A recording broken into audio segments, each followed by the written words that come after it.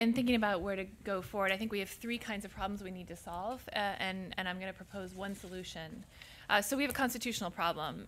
The current Section 5 is deemed by the court too burdensome, and it doesn't allow you to select some jurisdictions over others without adequate evidence.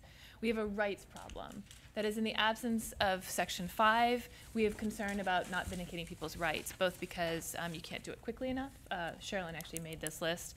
The costs of Section 2 litigation are extremely heavy. You're going to miss important stuff because there isn't enough money to go around. And I'll just say, just to put it, to remind us that the states bear costs too. It's very costly to go through litigation if you're a state, incredibly costly. And you don't have the kind of room to maneuver that you do in the Section 5 process. In the Section 5 process, you're working with experts who know you, who know your jurisdiction, who know your community, and can find ways to work things out. In a court, you don't have those kinds of options, right? Courts don't give you those kinds of tools. So there are real reasons that both Kareem and Ellen Katz have written about Section 5 as a tool of governance. There are real reasons to value Section 5, even from the perspective of the states. And then we have an administrative problem. And the core administrative problem is, how do you sort the wheat from the chaff? There are too many things that are changed every year for elections. We can't cover everything. And so the question is, how do we figure out what to target and what not to target? So we could do a couple things. One was we could change the coverage formula to hit certain jurisdictions. I have a lot of trouble figuring out what the politically and constitutionally acceptable strategy for doing that is. So what I can think of as constitutional doesn't strike me as particularly likely politically, and vice versa. We could do it by activity, which is what Wendy just suggested to me, although again, I just have trouble seeing the Republicans and Democrats, at least these Republicans and these Democrats, sitting down and mapping out what they think are suspect election administrative activities and which aren't. So again, the constitutional and the political seem to be in tension with one another. Now, we could ask Congress to do what it's often does, which is kick the can and give the power to its own power to the administrative state, and give the executive branch more power. So Congress could kick the can one way, with quite clever way proposed by Travis Crum, which is to use a bail-in process by which the Justice Department would be able to pull states into coverage. That might work. You could kick the can by just deferring this all to administrative agency, although again, I have trouble seeing the Republican Party agree to let DOJ make this decision. So I think we have to think about it differently. And so I would propose what I call an opt-in approach to the Voting Rights Act, and it would have three pieces to it. So first, it would cover everyone. It would be nationwide coverage. It would apply just the way Section 2 does to every state, so you avoid having to have the political fight about who's an evil racist and who isn't. And to be fair, I'm from New England. There are a lot of places in New England that probably should be paid attention to. I think we all have a list of jurisdictions that were not covered under Section 5 that really ought to have been. The second piece of it is transparency. So the idea would be to require states and localities to disclose reasonably in advance what they're going to do with their elections process.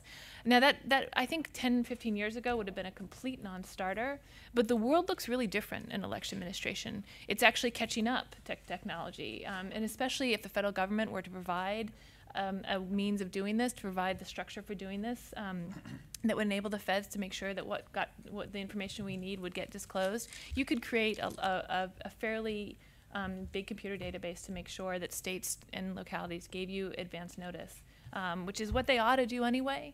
And it's a good governance tool, so it's a neutral tool. It's not something that's going to raise the Supreme Court's ire. And then the third part would be with simple opt-in process. So we wouldn't be opting in by jurisdiction. We wouldn't be opting in by practice. We'd be opting in when someone thinks there's a problem. And they would do so. Civil rights groups, community groups, representatives in those areas could simply file a one-page complaint. Simple administrative process, very easy, which simply says to the Department of Justice, or if you want to create an elections court to an elections court, please take a look at this. So if you sort of imagine it as a way, something like the EEOC review, it's not a giant lawsuit. It allows us to go through the Department of Justice, which is filled with experts who are going to know when they get that complaint whether it's likely to be wheat or chaff. It's in some ways the way Section 5 works now.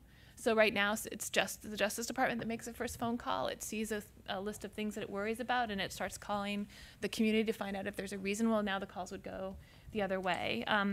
But it puts it in an expert's hands and in the hands of an administrative agency that can deal with these things expeditiously in a cost-free way.